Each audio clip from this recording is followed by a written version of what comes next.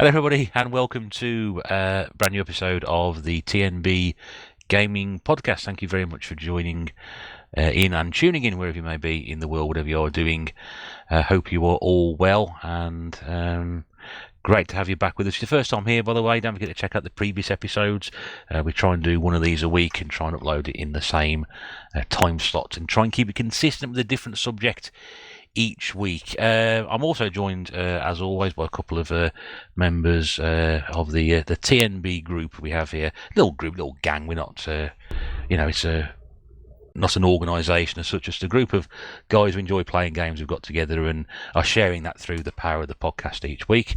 On one side, I have Gurnaldinho Plays, and it's Rob. Hi, Rob. Hello, Mr. Bear. How are you? I'm a bit tired, to be honest with you, but yeah, I don't know. It feels like it's been a long week. How are you? You all right? I'll second that. It has been a bit of a long week, has been a tiring one, but yeah, all good, all well. Lovely. Come back to you in a second, and just bring in who else is with us this evening, and it is, once again, back in his favourite chair. We can't seem to keep him away. It's NathRetro1. Hello, Nath. Good evening, guys. How are you? Yeah, I'm very good, thank you. Good. Good week? Yeah, not too bad. I've got a couple of days off, thank goodness, because I really need that. But yeah, using that time to look through an indie game list and confuse myself. Yeah, we before we came on, we had a little bit of a go through some of this list, which was produced, we say, with some interesting games with some interesting subjects about them. But maybe for a discussion for another time, that one. What we try and do is just sort of bring everybody in and ask people what they've been playing this week or so, and then we'll sort of launch into a couple of discussion points, and then we'll just see where the conversation takes us for as long as we go. And this is where it is. So let's start with Rob, because you tend to probably play more than most of us during the week, and you weren't here last week, were you? So I dare say you've got quite a few things that you've been playing lately. Yes, I have. I mean, is this the first time I've spoke to you in a pod since the stream, the 24-hour live stream? I think it might be. No, I think you did one after that. Oh, did I? Oh, I think you had the last episode off, and then but you were in the two before that. Right. I don't need to bring up them games then, but No. I can bring up one that I've been playing a bit more of, and that was Lollipop Chainsaw. Played a lot more of that. Got quite a nice chunk of gamer score out of that. How are you finding that? Is it? Yeah, it's just a bit repetitive. You've got the 7 missions and the prologue one, and there's not an awful lot of difference between them as such. You've got your QTEs and things like that, and your same combat. Just grinding my way through a couple of more achievements. So we'll play it a little bit more just to get get a couple more out of it before I move on. I'm not going for a full 1000 G on that. What have we got indie game wise? Let's do those. I'm going to upset Nath a little bit here because I played Super Dodgeball and hated it. What? Absolutely hated it. Sacrilege. Are you sure it's the NES Super Dodgeball, not some other Super Dodgeball name? God, why did you hate it? Didn't like it at all, mate. Didn't like it at all. Didn't like the way it played, basically. Any mechanic it had. So yeah, it didn't last very long. But we don't all like the same games, otherwise it would be a boring world. Absolutely. So, unfortunately, I did move on from that. But I did play, and I've got every pun intended here, an awesome indie game, and that is called Awesome P2, which obviously is a sequel. I played the first one, and the second one is a little bit more brutal than the first one, but it's a side-scrolling platformer which looks like a Game Boy game. And on your HD TV, it looks like it's on a CRT. They've even shaped the screen and made it look like a CRT would the best that they can. But you actually you actually have the option to turn it off. But leave it on. But it's a little bit brutal. There's a few levels where you need near pixel perfect jumps, and it's one of those games where if you fail the level, there's no checkpoint or anything. You go back to the beginning and you do it all again, as it should be. And as it should be. If you want all the achievements, you can't just go through the level. You have to collect all the coins and the jewels, which are worth 10 coins, and get whatever amount is in the level to then unlock the achievement at the end. So obviously I was doing that. It took me, I streamed the whole lot, so I know it took me about pretty much bang on 5 hours to do the game. But as frustrating as it was just so much fun. I really, really enjoyed that, so I can highly recommend that.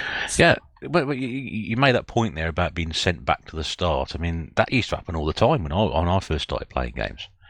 There was no such thing as a checkpoint. Checkpoints didn't exist. Unlimited lives didn't exist as well, didn't they? We was our introduction to gaming when we were young wasn't as kind as some people are experiencing now. So it's nice to have these games thrown at us every now and again. That's right, and I suppose really as well, it's also good to see those games that sort of do that, and people do enjoy playing them. And as I said, I had a lot of fun with it. I really did. It was time that flew by at the same time because I was enjoying myself and being challenged to a degree that I could do with a lot of, should we say, repetition and sort of muscle memory. But at the same time, it wasn't a controller at the wall sort of job either. Which has happened to all of us in the past. I'm sure. No Game Genie for that one then. No. I don't think I've ever thrown a controller at the wall.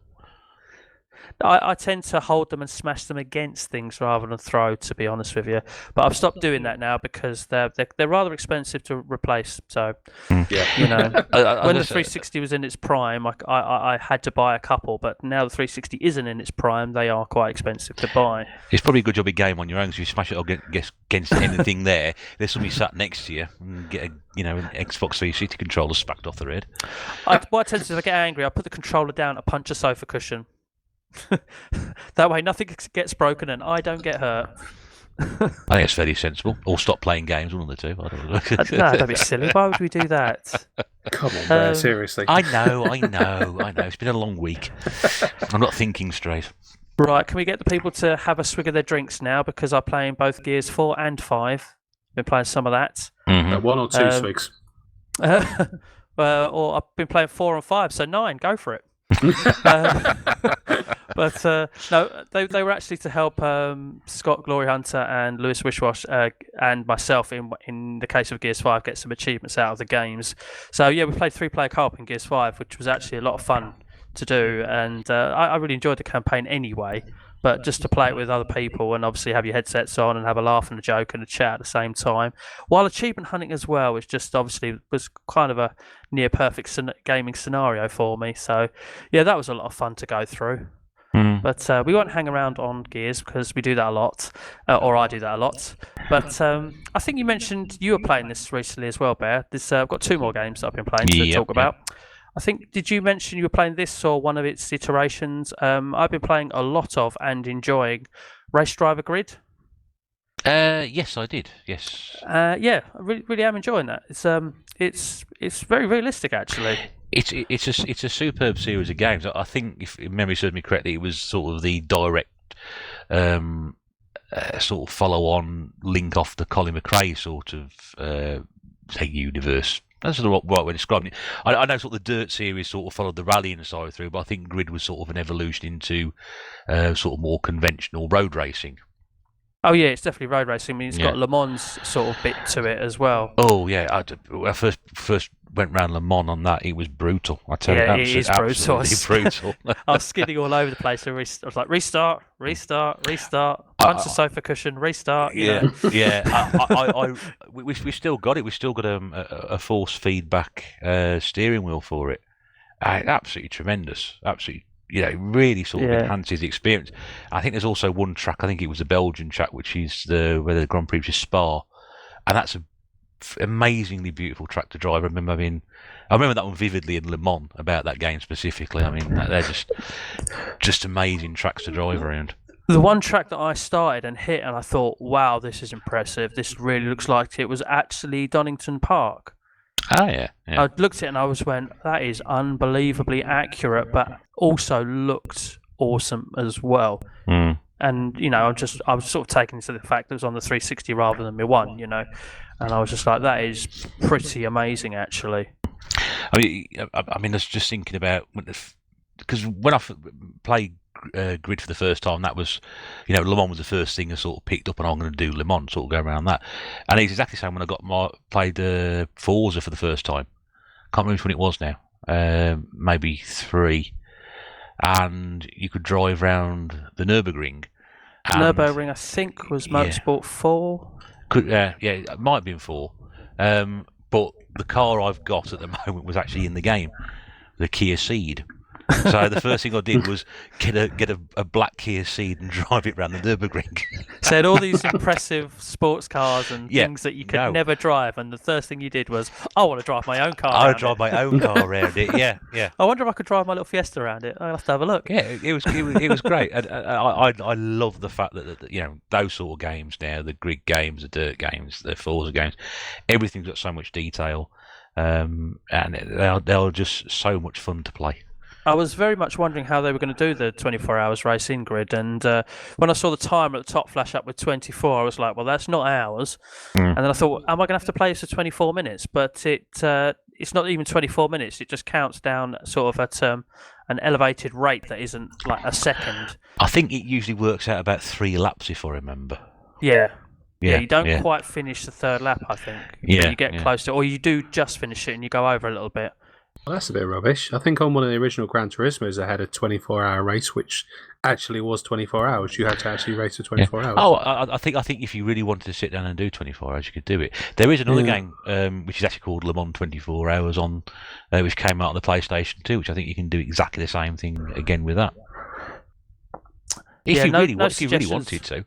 No suggestions for a live stream there, by the way. I've done it 24 hours. If you'd mentioned this a couple of weeks ago before you did it, I'd have sort of said, "This is what you need to do. You're going to do this for just 24 hours." Oh dear.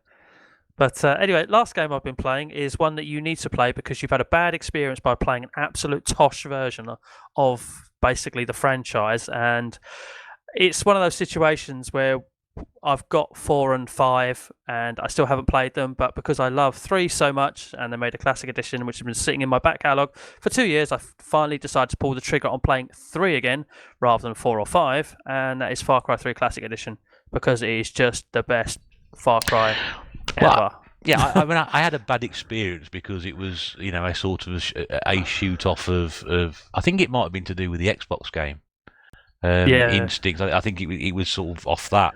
But I've never actually played sort of a standalone Far Cry up 2, 3, or 4, something like that. So you need to play 3. Just forget the rest. If you only ever play one more Far Cry 3 game for the rest of your life, you need to play 3. I need to play a lot of games. It's got the best antagonist ever in Vaas. It's just an amazing game. There's so much to do. There's variation in missions you can do as well.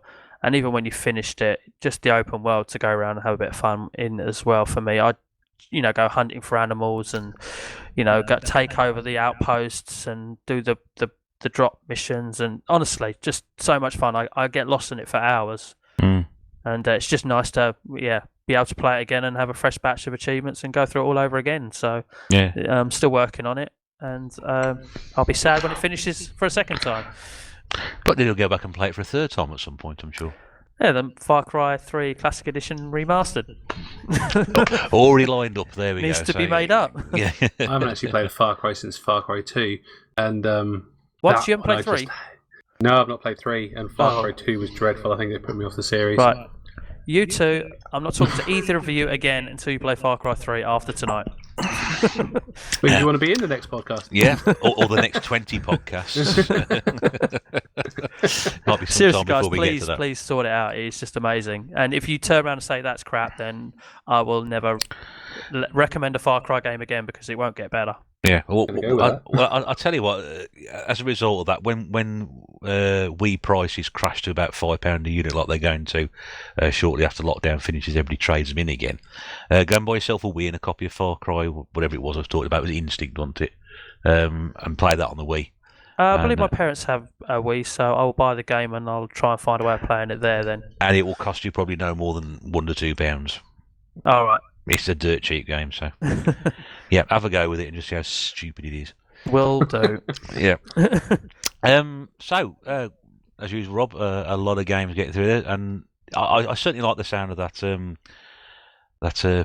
Amazing, Awesome P. That's it. Yeah, sorry, Awesome P. I really like the sound of that. And it's £4.19, I think it is in the Xbox store. So it's not an expensive game by anybody but your standards. Yeah, only my standards. That's at least 25 games that I won't be able to buy if I get that one. But yeah. Nath, so what have you been sort of on your rotation since we last spoke to you? So, on my very limited rotation for of games and gameplay time that I've had, I've found another quality game through the Nintendo Switch store, which is on offer at the moment, I think, for 89p. So, still going with the indie names. This is called Q-Yo Blaster, which is a shmup, because everyone loves shmups. How do I describe it? I mean, I got recommended it by, I think, some guys in a WhatsApp group, and they said it was kind of like if Cuphead was a shmup. I think it's the way they described it. Well, it is as such, isn't it? Yeah, really. Run and gun, yeah, it's the same bloody thing. You're running around shooting something as opposed to flying around shooting something. It's the same bloody thing. But yeah, I've had to go on that. It was 89p, and I think for that price, you can't really go wrong if you're going to buy a shmup. So yeah, very happy with that. I think I got 2 or 3 levels into it. I didn't get massively far, but I enjoyed what I played of it. And yeah, it looks like a classic style indie game shooter. So yeah, happy to have that from the store. And incredibly cheap as well. There's a lot of games like that around at the moment, aren't there? Yeah, I mean, I've been kind of going through the Nintendo eShop store to find these games, because I think Pete the other week mentioned Vasara, because I saw that was £1.70, I think, and recommended it to him on that one, which is the Vasara collection, really cool. I got a game called Coffee Crisis, which is... what is that like? I think it's just a side-scrolling beat-em-up, to be fair, where you're some kind of coffee maker person. I can't remember what they're called, barista. There we go. You just hit people with a bag of coffee beans. Yeah, like Final Fight Barista. Yeah, it's a barista Final Fight against aliens, so yeah. What's not to like about that? Sounds like a problem I have in the morning when I haven't got any. What a strange... I don't live without it. What a strange idea for a game that is. Yeah. I can't really say any more than that. It's absolutely bizarre. I mean, the pixel graphics are quite cool. I think there's kind of a mini game where you complete the level, you have to drink as many cups of coffee as possible. Yeah, it is just downright bizarre. So yeah, I got those ones which I played. Like everyday life. At work. Yes, at work. Yeah. Yeah, so I'll get through work as just one really, really strong coffee, and then I'm just twitching for the rest of the day, and everything else is muscle memory and a days. So I've been playing those, and when I've gone away from the Switch, I've been playing a fair bit of Saturn Bomberman, which I've really been enjoying. So everyone's played a Bomberman game, but this one got a really kind of nice background graphic to it. It's got kind of several really cool power-ups to it, but yeah, you've got like a world that's what have I got onto? It's an old west kind of world. There's like a ninja kind of world. One with dinosaurs are just beating. I think I'm in the future now. I'm in the future fighting future robots and things like that. And yeah, I've really enjoyed that. You can only save once you die, which is really awkward because you get to a new zone and then just have to kill yourself to save, or just play it indefinitely until... That's an interesting concept. Yeah. You can see why it never took off. I think it's one of these... Well, I mean, I don't know much about saving games on the Saturn. I think it was still kind of early days because it didn't have memory card. It had like a cartridge you plugged in the back, and it had some internal memory. It was on a battery, but... battery internal memory, you know what that's going to be like. The battery dies, you lose all your save, which is a bit naff. But yeah, they did have kind of a memory card, but I think memory cards, they didn't really come along until the PlayStation, did they? PlayStation 1. I think that was the first one to properly have them. Yeah, I think you're right there. I mean, I think cartridges to that point, some of them had sort of a battery backup where you were able to save. The issue with that, obviously, is that some of those would sort of die over time. But I think you're right in saying the PlayStation 1 era was probably the right time, because the N64, I think, had a controller pack with it, didn't I? And that was how it saved that way. Well, that was a bit naff. I think somebody really smart's going to come along and say the Neo Geo had like a save card, but yeah, it did. But whoever knew anyone who had a Neo Geo? Yeah, exactly. But yeah, the N64 save pack that went in the same place as the Rumble pack, I think, and I think there's only a few games that saved to it. Most of them saved to the cartridge. I remember like Banjo-Kazooie and games like that had like 3 save spaces on the cartridge, and I guess that had some kind of RAM to put it into. But yeah, this one it's a bit weird. It saves to internal memory blocks, and you have to die before you can save, which is ridiculously annoying. In fact, the early save games were ridiculously annoying. Never heard of that before, but that's just absolutely ridiculous.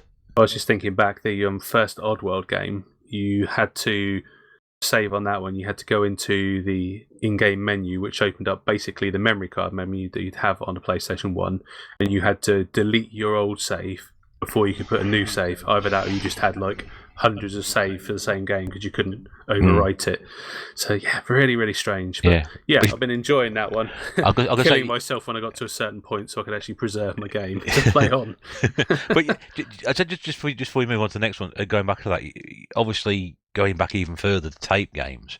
If you wanted to save something on tape, and you could do that, you'd have to put a blank tape in and then do it that way, wouldn't you? What? I never remember that. You remember? Well, the only game I can remember doing it on was it'd be something like Emlyn Hughes' International Football or Tracksuit Manager. Whereas if you were playing the game, so on Emlyn Hughes, if you edited all the players' names, if you wanted to save all the progress of the league, you'd have to put a tape in, and then have to record, and then it would save the game to that tape. And the same with so it would record all your gameplay up until that point in code or something? It would save all the data, so when you start the game again, you'd have to load the game up and then load the tape in with the save on it. Oh my lord, that sounds interesting. yeah. So perhaps not quite as I don't know. But before then, it was codes though, wasn't it? I think before then, I remember some of the SNES games. I don't know about Master System if they ever had that, but I think SNES and Mega Drive, you had to put in like little codes, which is either a grid or like an A to Z code. Yeah, and unless you sort of wrote them down, you couldn't. There's no way of guessing what they were because they were all sort of jumbled up, weren't they? Mixed with letters and numbers and the back of the manual. Copyright protection. Well, that's another story in itself, isn't it? But yeah. Right. So that was Bomberman. So what else have you played? Anything else? Or? That's pretty much been it, to be honest with you. I really haven't had that much spare time to game. When I have, I've been trying to put it into Bomberman. Oh no, that's a lie. Actually, what's the other one I played? Hang on, I'll go get it. Go get it. I've got to be honest, I love Bomberman. Talking about it. Hexen. Bomberman I started playing a bit of Hexen. Hexen on the Saturn, which looks dreadful. Is that like lost. A Viking type thing, or am I thinking of? I'm thinking of something else. Is Hexen a shoot 'em up? Hold on. No, even he doesn't know. Oh, Hexen, hello.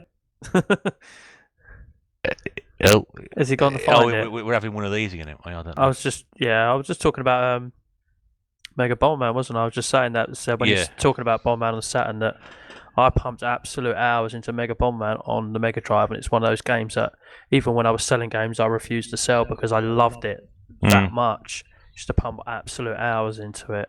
I remember when I first came across Bomberman, it was called Dino Blaster, I think it was. Yes, Dino Blaster. Ah, yeah. Oh, we thought you'd gone. Sorry. No, I just technical difficulties. Finish your drink. Yeah, that's my own doing. Yeah, so the Dino Blaster was the first one, the incarnation of Bomberman I played, and that was on the Amiga. It's got a disc. It says Dino Blaster. I thought, what on earth's that? And it was a little addictive game, and sort of demo of it. It was brilliant. So. Called out in the arcade, I think, Dino Blaster originally. I definitely played a Dino Blaster machine. Yeah. Anyway, back to Hexen. Am I getting confused? No, you're not getting confused. I think I'm getting confused because I somehow managed to stop my audio. No, Hexen is a first-person game, and I think you play in the world of Hexen, obviously, and you can be a warrior, a mage, something in between, and the warrior just goes up to people and just punches them in the face and kills them. The mage shoots magic at them from a distance. And I don't know what the other one does. Because I was a mage, so I thought I'd stay back and just zap people. I thought that'd be quite a good way to start it. I'm with you. Yes, I know which game you're talking about there. It looks dreadful. I mean, if you look back on games like that, Doom obviously is the one everyone remember. Hexen. And I got ridiculously lost. I've no idea where I was supposed to be going. I think there's levers that are on the wall, but they don't really stand out. It's just like instead of a lever, it's just like a gold switch that just flicks from one way to the other. But I think have a good go. A couple of hours, got through to some weird kind of platformy bit, and then I gave up. Oh, right. The game I was thinking of was called Heimdall, which came out on the Amiga ST and the Mega CD. That's what I was getting confused about, whether it was that game or not. I think that's sort of set in possibly a futuristic world of the gods or something like that. Called Heimdall. Heimdall. Heimdall. Easy for you to say. I had to look it up, so that's what it was. But that was what I was thinking of. So I don't know, perhaps where I got that from. So that's German. I don't know why. Got a picture of Idris Elba I'm looking at, to be honest. Idris Elba, yeah, Amiga ST and Mega CD. Ooh, never heard of it. Nah. I just remember seeing screenshots when I was reading the Amiga magazines, and when you said Hexen, I thought of that, and I got the two mixed up. So my bad. Easy done. I could have Easily done. Could have said Hidlid. I could have done, yeah. I could have said Heimlich, which would have been completely different. I'd have made you choke. I should manoeuvre out of that one into what I've been playing this week. And I've been playing some N64, which is always nice to do. Extreme G.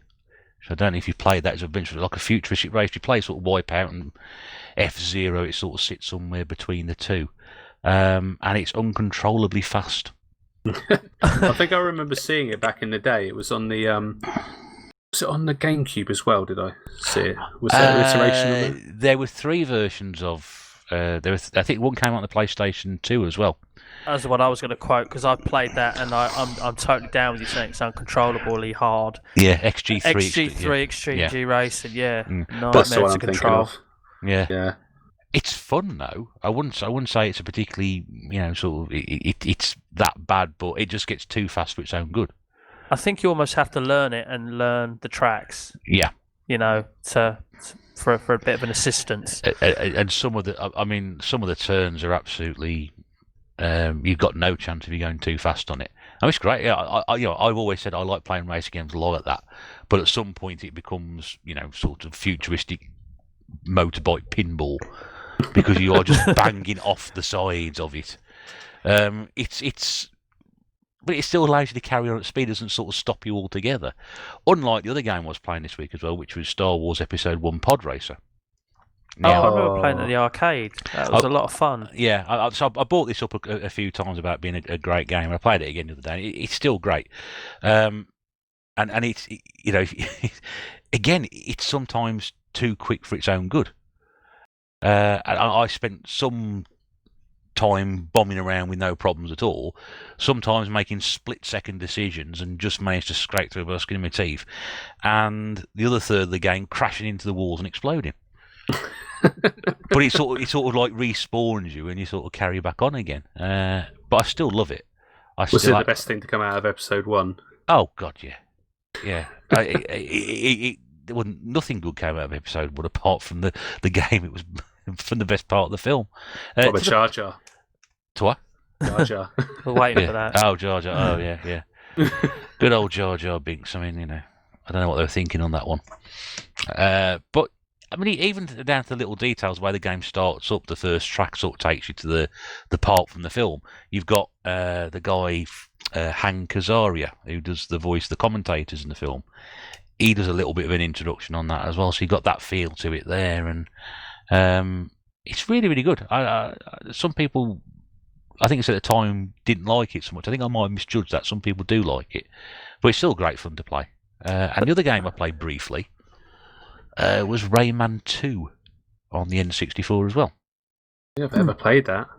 I played that Rayman game even. Neither had I until the other day.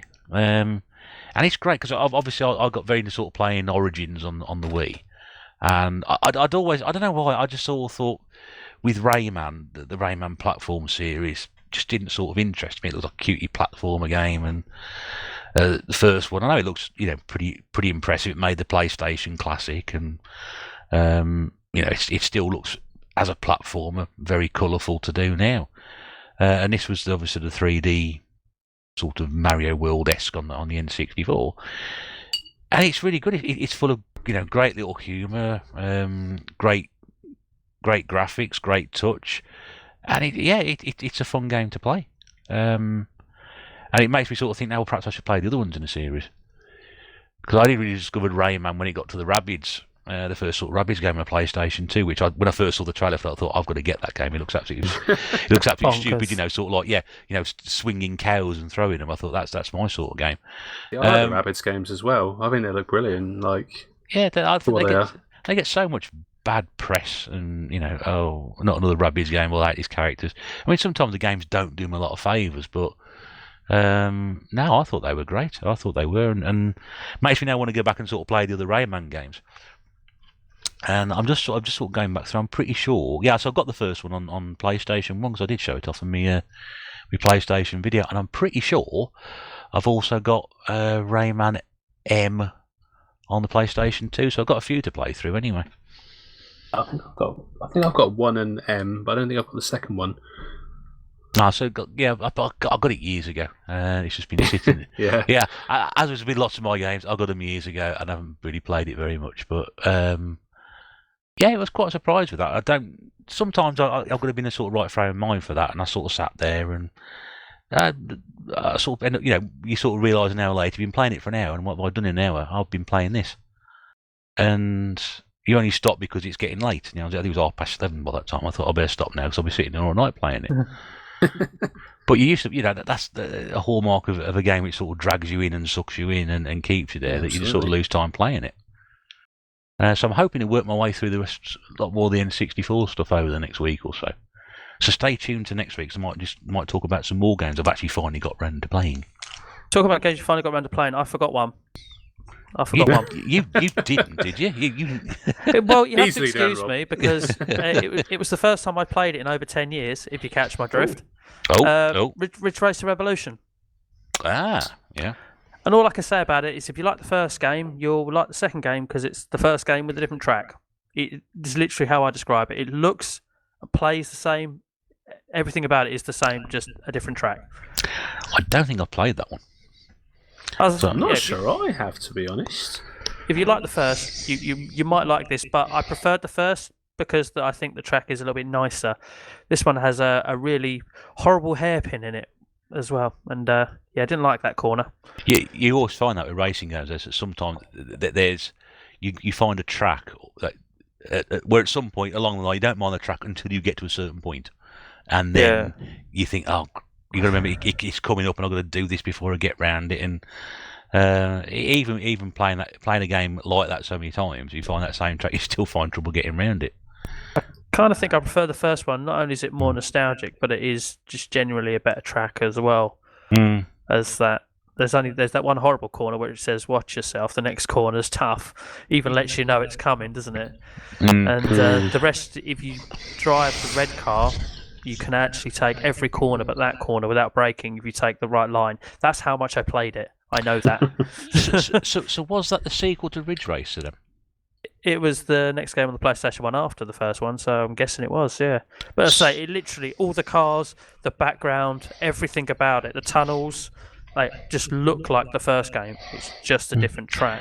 So help me out on this one. So was there a Ridge Racer 3? Was it just Type 4 after that? Yeah, Type 4. So Type 4 is technically Ridge Racer 3 then? Yeah, they weren't numbered as such, were they, the Ridge Racer games? But I've got Ridge Racer V.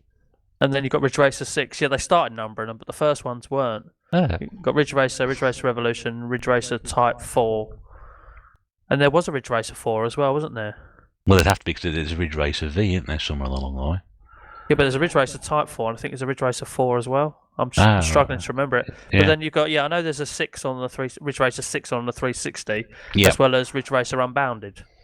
And there's Ridge Racer 7 on the PlayStation 3. Oh, there might be a 7 on the 360 as well. I don't. I'm not clued up by Ridge Racers beyond a certain point, clearly. I didn't think we'd end up discussing the numerical history of Ridge Racing games, but we apparently have. We'll talk about anything. We will. There is apparently a second one. I've never seen it. So there is. Is it called Ridge Racer 2? It is. There we go. So technically, so from that point there, we will therefore establish that the game you played, Rob, is Ridge Racer 3. Oh dear. And then because we got Ridge Racer Type 4. Mind blown. Yeah. It was Ridge Racer Revolution on the PlayStation 2. There we go. That was the second one. On the PlayStation 1, you mean? Yeah, that's Oh, right. he's just confusing everybody now. Yeah, that's it. I throw different console numbers in as well. We'll be here all night. Oh Lord, yeah. Yeah. I played Ridge Racer 7 on the PlayStation 12. Missing link to Ridge Racer. The length of time it takes them to launch 5, 12 might not be a long shot off. Right, so that's what we've been playing this week, which is slightly longer than usual, but I think that's not too bad. We haven't really. Usually we sort of bring in a point of discussion, but we were talking beforehand, and we sort of chewed over a couple of subjects. I think we're probably better when we've got, maybe more of us here to discuss it, and so we're going to probably talk about now collecting goals and how sort of our collecting is going to be shaped by the changes we've had. Obviously, here in the UK, wherever you may be listening to this, we've got restrictions being relaxed all the time, so shops will soon be able to open in a matter of days. Open air markets, outdoor markets have already started, so potentially this means that car boots are happening. But also during this entire period of lockdown, or however it's been phrased where you may be, also there has been the online option of buying stuff in. So I'll start really with Rob on this one. Have you made use of buying games online while you... I mean physical games in terms of the digital ones, while we've been in this period? I kind of had to, because when you talk about collection goals, obviously at the beginning of the year, most people know my two main collection goals.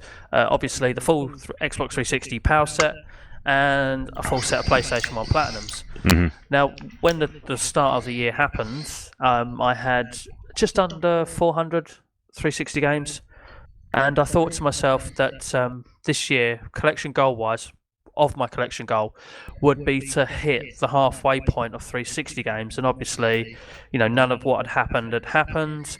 I was going out, I was buying the cheap games in the charity shops that I didn't have, or buying it for 50p instead of like £4 or £5 here and there, and I was adding along nicely. And then obviously things happened, the lockdown happened, and that was it. Because obviously not only was I buying the cheap ones to add to my collection, or the expensive ones for cheap, I was finding stuff with good trading value at CEX, and then obviously buying some games that were a tenner or more for essentially a couple of quid, because that's what I paid for the game and they got the trading value for.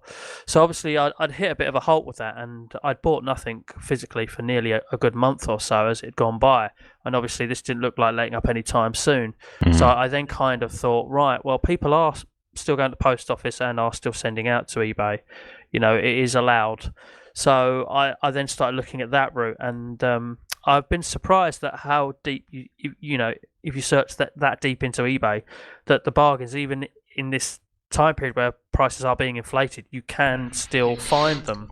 Yeah, because that was going to be my sort of follow-on question from that. Is have you found better bargains doing it that way than you would have done, say, had you been out? I would say better bargains, because I'm guessing that they're probably there all year round, but maybe the bargains may have been even less still. Like, there's a couple of games that CX are selling for 18 quid, which I've won for literally like £3.20 each, plus the postage value, so it's been a bit of a saving.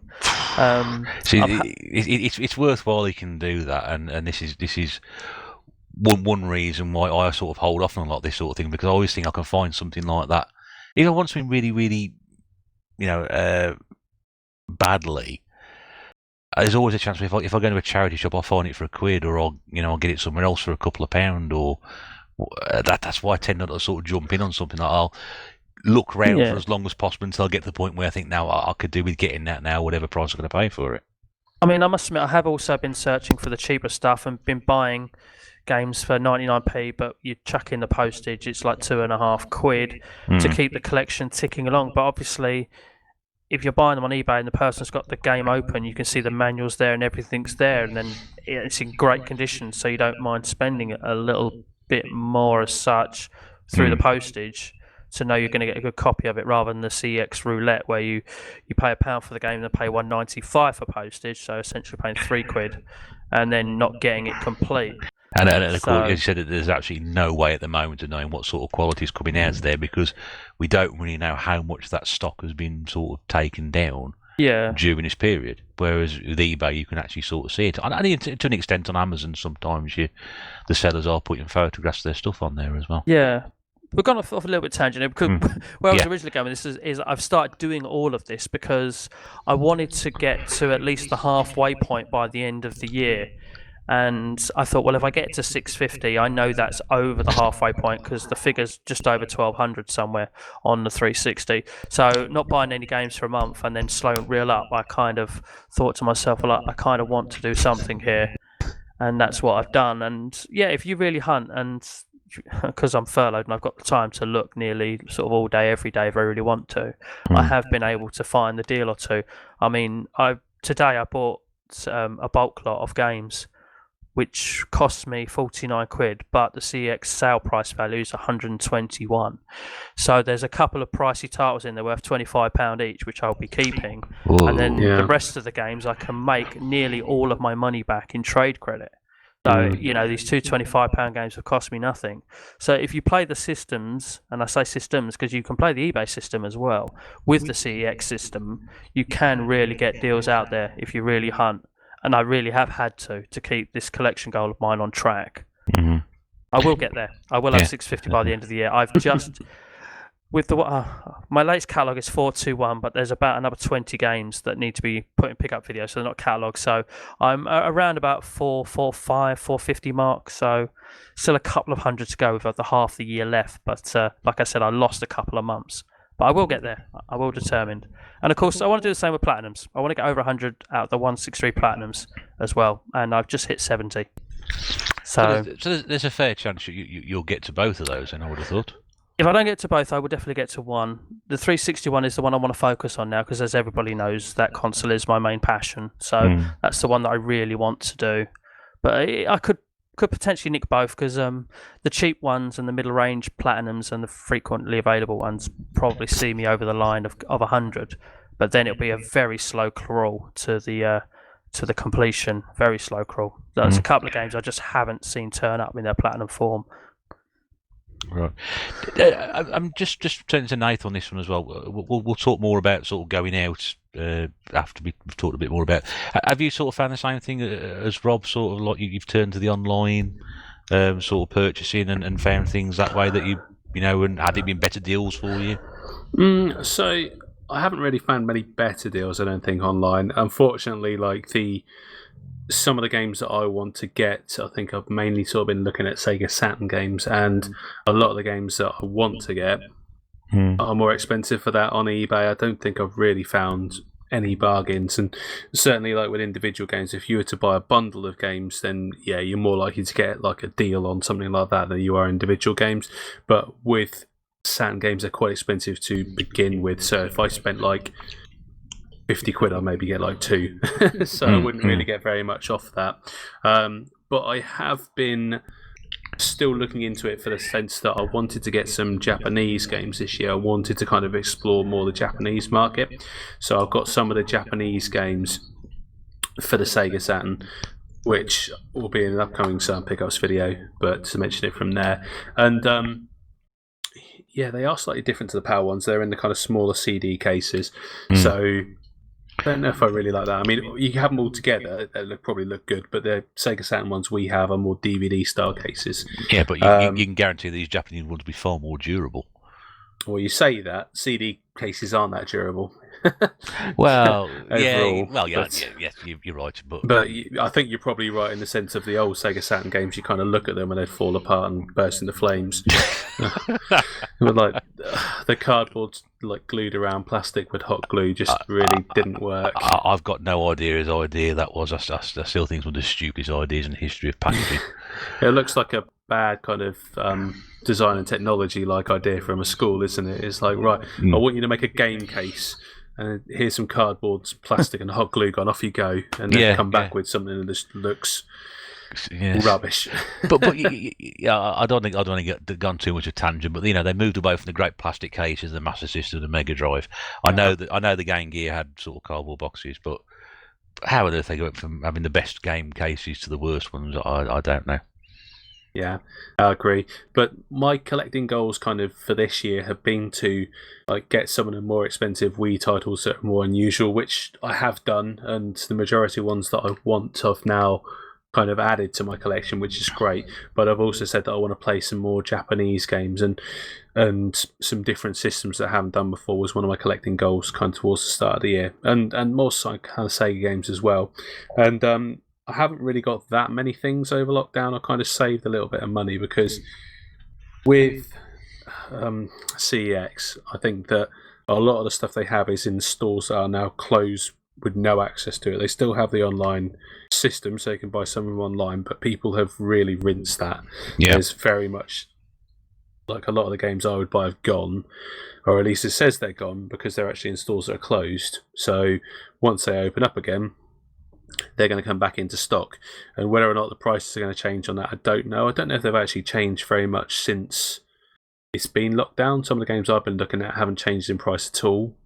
That surprises me, although they put the prices up pretty much on the cusp of lockdown, which is a little bit cheeky. Yeah. So there's some games I want from there, but I've actually said this year I want to try and play some PC Engine games and some Neo Geo games, like, somehow, and I'm just trying to find out the best way that I can do that. Like, you set yourself a very expensive goal there. Yeah, no.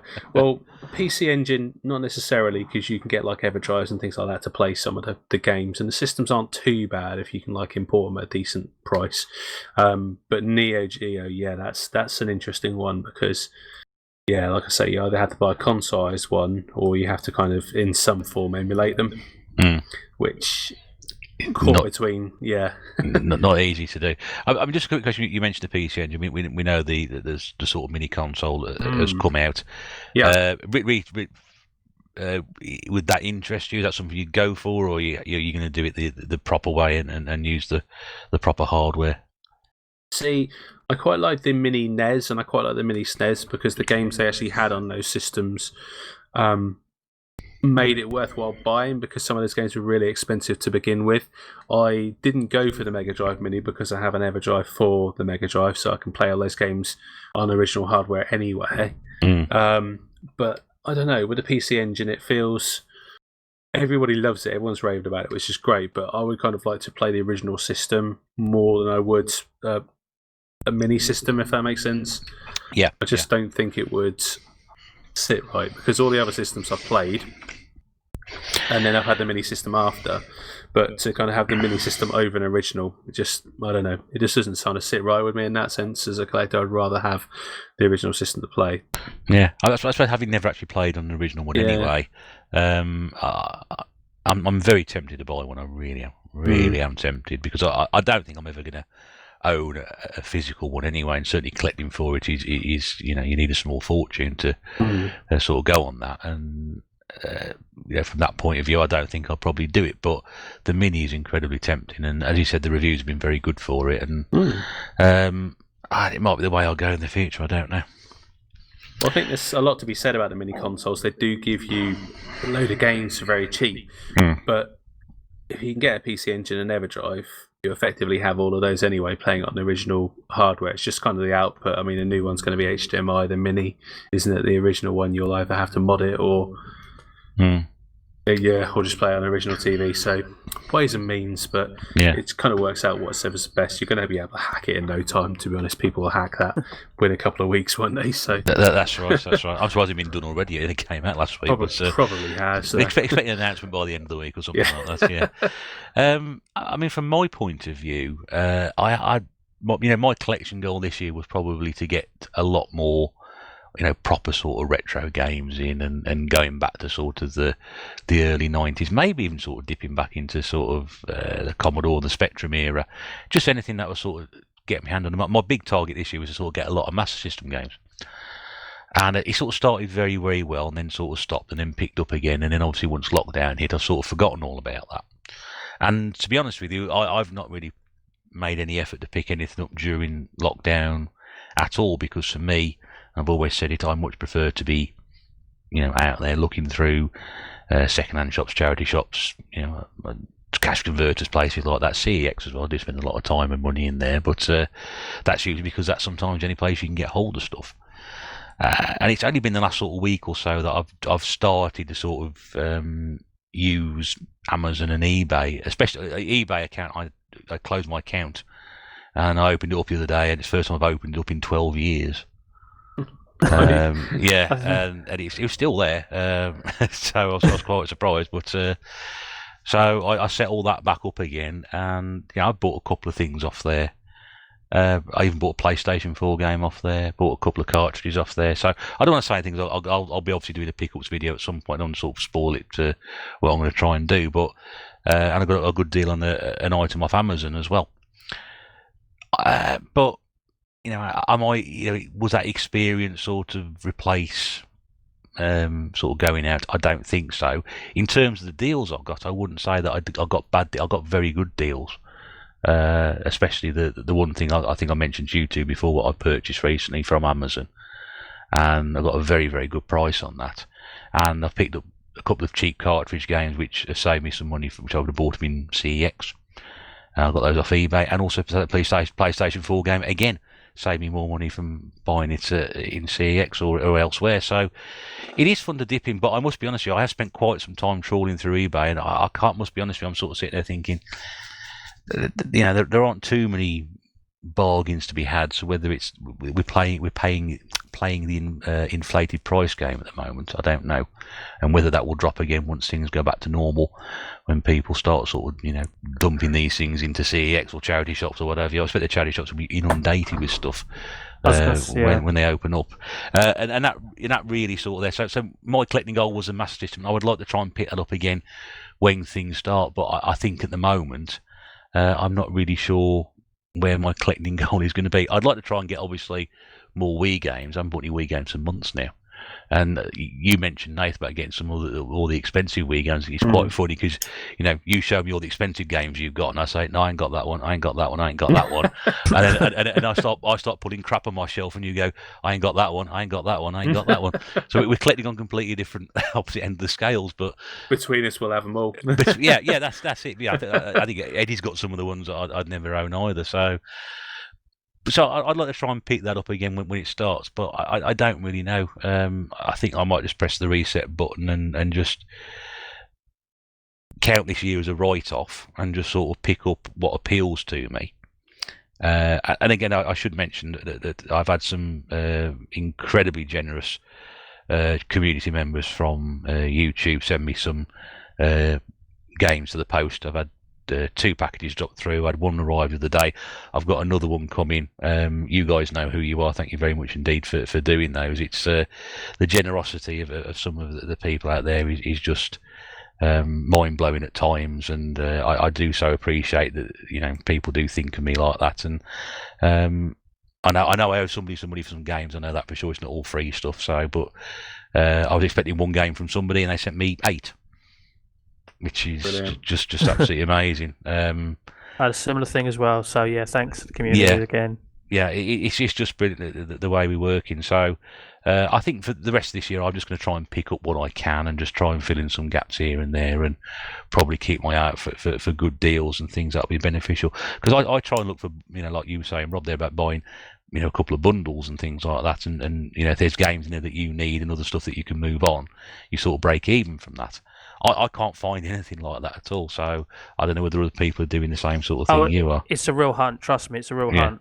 Yeah, I've been hunting a lot, and I've only found 2, but the 2 have been well worth it. Yeah, do you know what? I was going to say, sorry, I was going to say, it's quite funny because, like, if you think like back before kind of like eBay and Amazon and things like that really kind of hit their strides, it was the other way round. It would just be car boot sales and shops, and you kind of have to look around and find your bargains and things like that. Now it's kind of flipped on its head where it's just online through lockdown, and you still kind of have to search, but rather than going out and searching in the hunt, things like that, to like, garage sales, car boot sales, things like that, you're actually just doing it all online.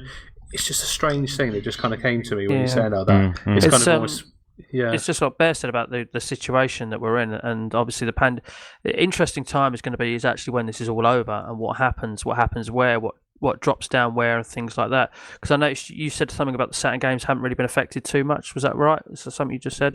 Well, they're actually more expensive, I think, than you'd find in CX at the moment. So you can't really get like the bundle you got where you say I've got like this many games for this price.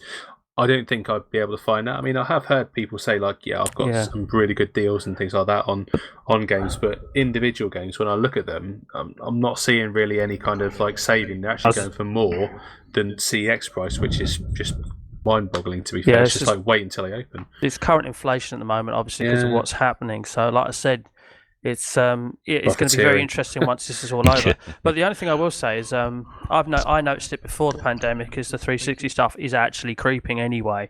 So with it already creeping and then the pandemic happening, the prices of some games just absolutely flew. I mean, especially obviously you had it with Wii games because of the interactiveness. A lot of the Kinect games shot up as well, especially the Just Dance games. And the last Just Dance game, 2019, was already expensive because it is potentially the last game on the system. So that's shot right up to like 40-something quid. FIFA 19, I think, was the second last game on the system. I've been watching that for ages. I'm in an argument whether to buy it or not because it was 38 quid and it's now 45. And I don't think that's going to go down much because, again, it's the last FIFA on the system and we all know about last sports games on the system. We do. And things like that. One of the games that I recently bought in a lot that surprised me was Rugby Challenge 3. I saw that and I just thought, well, that ain't worth a lot. It's a 12 quid game at the moment. You know, it's inflation at the moment and sort of precedented times where the market is just a little bit hard to call and predict. So once this all goes out, we can all go out, we can all shop online, offline, wherever we want. Then you're going to be finding that, you know, the fact that Minecraft's gone up to 22 quid will probably drop down to 15 again, you know, and things like that. Ring Fit Adventure's going to be like 40 quid rather than like 100. Well, Wii Sports again is a fine example, isn't it? We all know how we was all getting 6 quid for that, and now you can get like 15 or whatever it is, something ridiculous at the moment. And some games just don't move in price. They stay the same price as they were, regardless whether there's lockdown, a global pandemic, or whatever. They still, Kinect Adventures 50p. Yeah, exactly. It is still going to be a 50p game. If there's a nuclear war and all that stuff, there's cockroaches running CEX, and that's all they're going to have. There is the odd 50p in a pound game, by the way, which is also creeping up. That's what I mean about 360 in general. I did notice before pandemic that a lot of it is starting to creep up. And I did say 2 years ago that was the time to start buying because everything was dirt cheap, and that was why I bought a lot when I did. And I noticed it was creeping up anyway, and I'm hoping that after the pandemic it at least goes back down to what it was creeping up to before. You know, this started because, at the moment, I mean, the Simpsons game, 22 quid. You know, it was £15 before the lockdown. Just a couple of games like that I know of.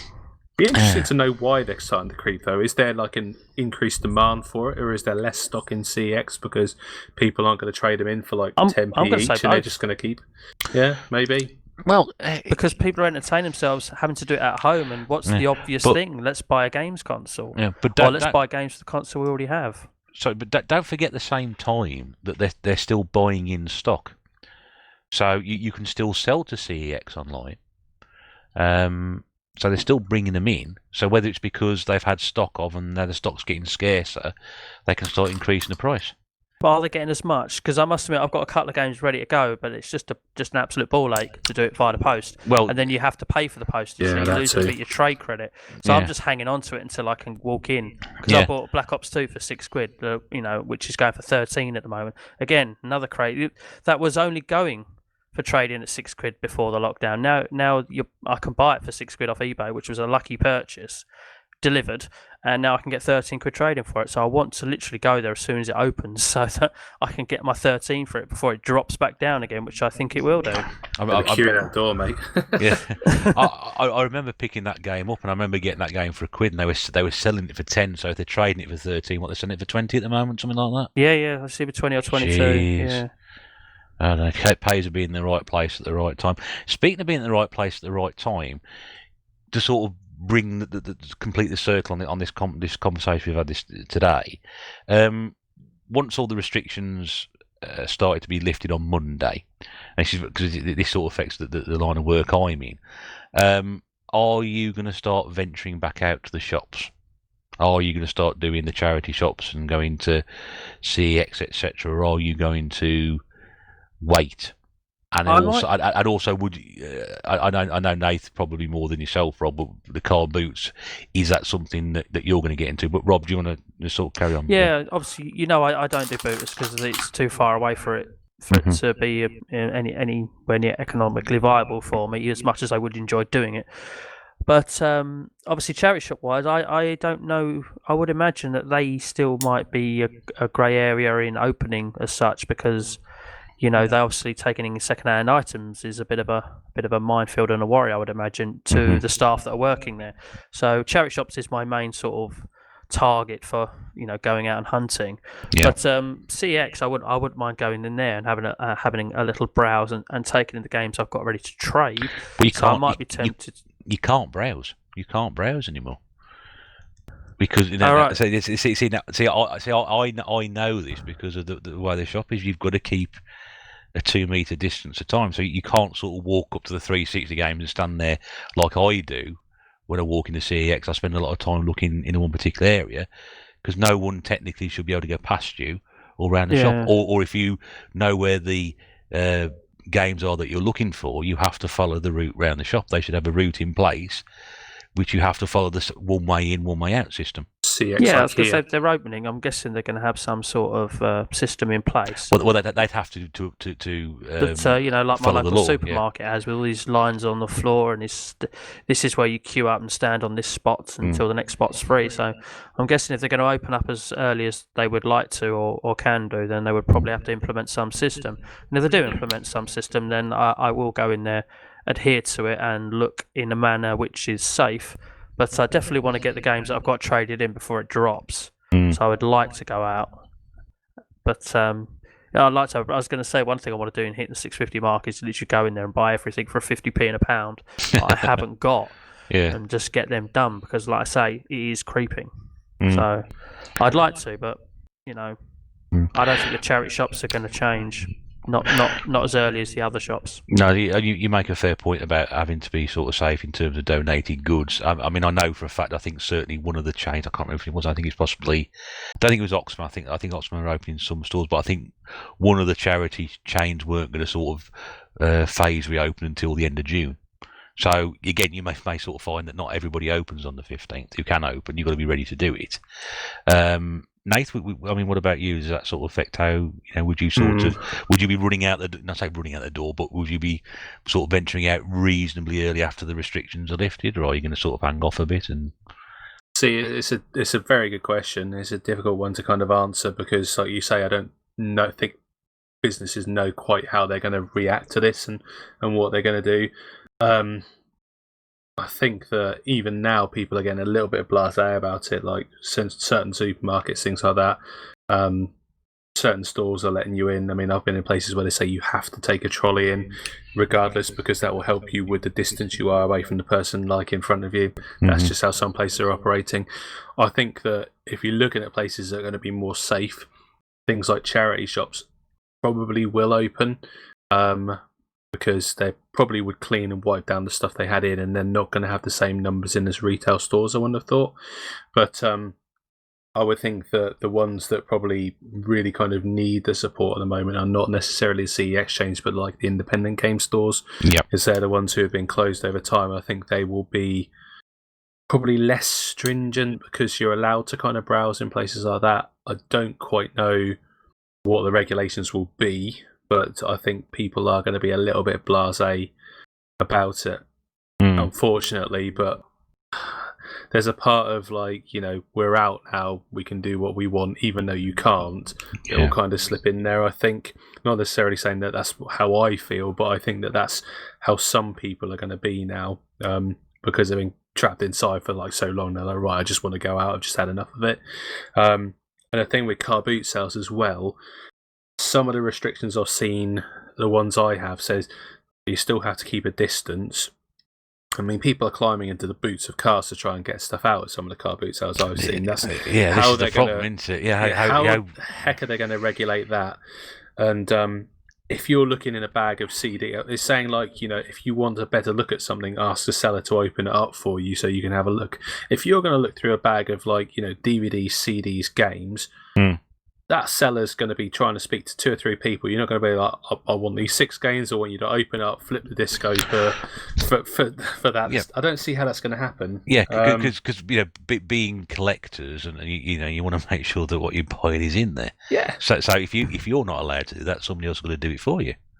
So, but I don't understand. I don't know how sellers are going to do it. I think it will probably deter some of the kind of, just regular people who would just like, I just want to clear out my loft and take it there, because it's stressful enough then probably anyway, going to car boot sales. And people will just kind of still do what they want to do. If they see something they want, they're just going to go for it. They're not going to be like, oh, I'm second in the queue, I'll wait until this person's moved along and bought it. Yeah, they're just going to be like, grab, aren't they? Can I just tell you about something I saw on a YouTube channel, one of the many YouTube channels I watch, about someone going around a boot sale. And they'd implemented the one-way system and all that, and people were forgetting. But they built a system where they had basically a rope fence in front of all the stalls in a big long line, and basically you weren't allowed to go over it, and it was there from the start. And the guy said that it was a fantastic system, it worked really well, and he was almost wishing that it was in place before lockdown and in place forever. Right. Because it just stopped people, going into boots of cars, just rummaging in. They had to stay behind this rope, which was like about a foot in front of the seller's stall, and they could ask to see something, or they could actually pick it up if they had gloves on and things like that. And that just stopped all of this rummaging and going in round. It was really good, and from what I could see in the video, it worked really well as well. And the buyer just couldn't, speak enough praise about it. So maybe they kind of all need to bring that in as such. It's not necessarily a bad thing, and I think that's probably a sensible idea. I mean, I deplore people who jump into like the boots of cars and are just like grabbing stuff over your shoulder. It's just rude, isn't it? Yeah, it is. It's just disrespectful, and like it's just not on, really. I mean, I wouldn't climb the boot of somebody's car. I mean, like that's just not on. I expect them to tell me where to go. Well, give me a punch in the nose, to be honest. Yeah. But I don't know quite how the car boot situation is going to work, because that's how people act at car boots. And I get what you're saying. Absolutely, if that works, that'd be great. But I don't think it will have the same thing. I think a lot of the sellers are going to be put off, because why would you want to go to a field when you've been trapped inside to sell this stuff? I mean, I've seen people who have like gazebos and boxes outside their house, and they will do kind of their own little car boot sale on their driveway. Maybe things like that will become more prominent. I mean, I've driven past and seen stalls with like some games and things like that I've just happened upon. So you might see things like that happen, but I think that there's got to be some kind of support going to like these independent stores, because they will have really, really struggled. Some are like selling online more through like other means, and I think CX can probably withstand it a little bit more than they can. But yeah, I don't know. I mean, the whole snaking around CX. I think the only good thing about that is you can actually have a quick look online, see what's there, and kind of know what you want before you go in. That's it. I mean, that's how I've always, sort of made sure and just checked if there's anything I want is in either of the local stores I'm going to, and you both make some really sort of valid points there. I mean, my opinion on it is sort of, I'm not going to be sort of rushing out straight away to, once the shops are open. I'm going to sort of leave it certainly a few more weeks just to see how things go, and then if I feel the need to start doing it, then I will do it. I never thought I'd say this, but I'm quite happy sort of picking up the odd thing online at the moment, and I will continue to do that. I just think at the moment it's just a bit too risky, whether everybody's sort of ready enough for it. And even if you do go out somewhere, are you gonna, you don't want to sort of spend 2-3 hours walking around somewhere where we actually find absolutely nothing, because nobody's traded anything in, no one's donated anything, no one's going to car boot sales, or the sellers are down, and you sort of waste time, and you've sort of exposed yourself in the open air amongst people moving around for possibly no good reason. It's a tricky one. I know we've had journeys where we bought absolutely nothing because there's been nothing out there, but this is different. You can come home from something. It's got increased risk, hasn't it? Yeah, you can come home from something like that and say, well, I've had a crap day, I've got nothing. But then you could, now you're becoming saying, I've got a crap day, I've got nothing. I could quite easily have caught coronavirus because there were so many people out there rushing around and not following the rules and doing all this. So I'm certainly going to leave it a few more weeks. I will undoubtedly once I understand it's things have cleared, and we have another step to take, which is the 4th of July, when the bars, the restaurants, etc., will potentially be allowed to open. We'll have to see how that goes as well, because a lot sort of hinges on the next couple of weeks. If things start to swing up again, then it's not going to happen. It's a very tricky one, and I would very much hope that what we've mentioned here tonight will resonate with some of you sat listening to this, and whether you're going to be doing the same sort of thing or not, or how your sort of shopping, collecting habits would have changed with the coronavirus impacts, and how that's affected you. And if you want to contribute, don't forget to put a comment below, and that'll be much appreciated. A bit of a down subject to finish on there, chaps, which is a bit of a shit, but I think it's a conversation that needed to be had. Yeah. Well, my prediction is that I think that people are going to just go straight out there. I hope that common sense prevails and people are still a little bit wary of what they're doing. But yeah, I'd like to see that, but you can't predict it. Well, all I can say is I can take a bit of a positive out of this, because one thing it has really, well, I say taught me, but I've become very self-taught in, is how to now eBay as a buyer. But at the same time, I can eBay as a buyer, but I now kind of need the CX trade to be available as well. So I've sort of added another string to my bow in buying, actually, and trading. So there is a positive to being shut in as much as I have done, in the fact that I've learned how to do this and how to do it quite well as well, actually. I dare say at some point you may end up selling me something I don't know about. That's just buy something and then, it's Rob who sent it to me. You might get that £6 back for that Formula 1 race start. You say back, I never charged you for it. If you want to pay me. Yeah, well, it's quite funny. You could buy some off me, and the address I know that name and that address. Yeah, so I won't know, because you've moved, since you've moved your address, I don't know what your new address is. So it's like, I could easily end up buying something with somebody I don't recognise. My eBay username is nothing like my YouTube username either. So it plays Gurnaldinho.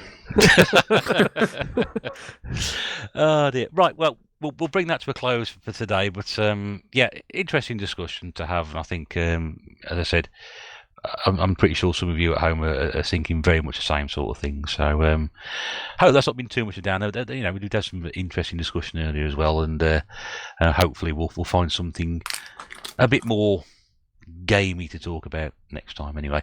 But like I say, thanks so much to Rob and Nath for coming in today and having this discussion. Thank you very much indeed, guys. Thank you. No worries, thank you. No problem at all. This is the Retro Bear speaking to you live from the game. Who's battling in the background? Who's eating biscuits? Kate? Not me. At least wait till we sign off before you tuck in, Nath. I have no biscuits. Not guilty. What crisps? Nougat. Nougat? who eats nougat? I do, at the end of this podcast. I haven't had nougat for years. I don't know if they still made it. I thought it was, outlawed because it's full of so many additives and things like that. That's why you love it. While you're talking about food, let's wrap this up, because I've got some salted caramel ice cream I want to eat once this is done. This is what happens in the podcast. We'll just eat food. Yeah. Well, we'll have Ainsley Harriott on next week to talk about what sort of food that gamers enjoy eating, and perhaps we can ask him for a couple of recipes or something. On that junk food note, thanks once again to Rob and Nath for calling in this evening. This is the Retro Bear. Ironically speaking to you live from the gaming pantry, which is tying in with the food. Thanking you once again for tuning into the tNb Gaming Podcast. Thank you very much indeed for your time. We will speak to you again very, very soon. Apart from all the chaps here, thank you. See you again soon, and bye for now.